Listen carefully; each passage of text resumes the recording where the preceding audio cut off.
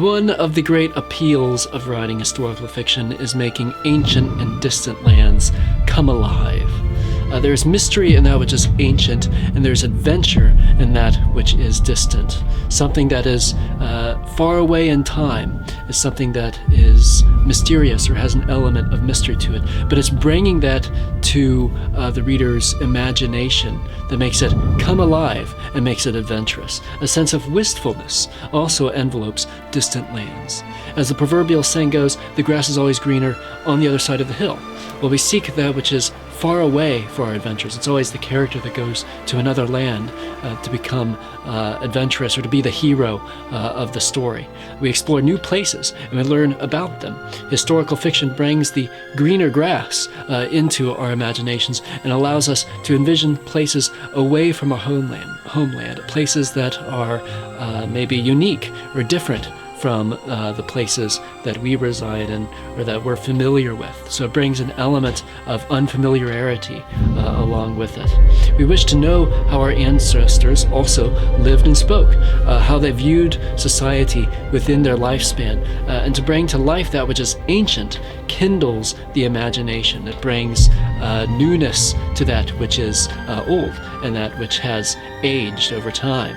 The more we learn about the past, the greater our imagination, I believe, grows.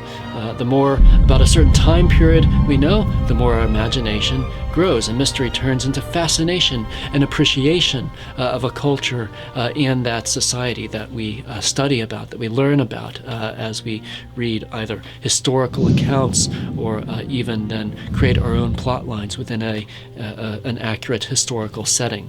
We travel these stories across seas and across continents, finding adventure in the unknown, that which is less frequently traveled in our normal lifespan or normal life's routine.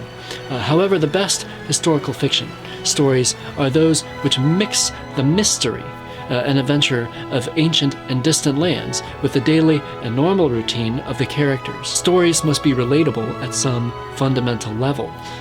Characters who never eat or sleep are too bland and non-human to follow.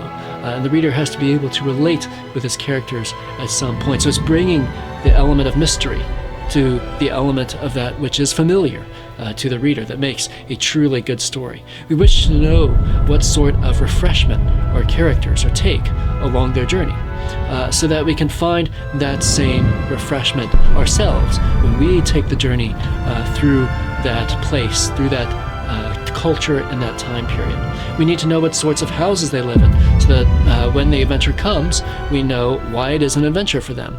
We need to know essentially the character's usual routine so that we know then why the plot line is actually different or unique from that character's usual living, usual habits, usual daily routine. The more we understand about the culture of the story's characters, the more appreciation we have of the story itself. As always, this is Joshua Reynolds, your fellow writer at Conservative Cornerstones.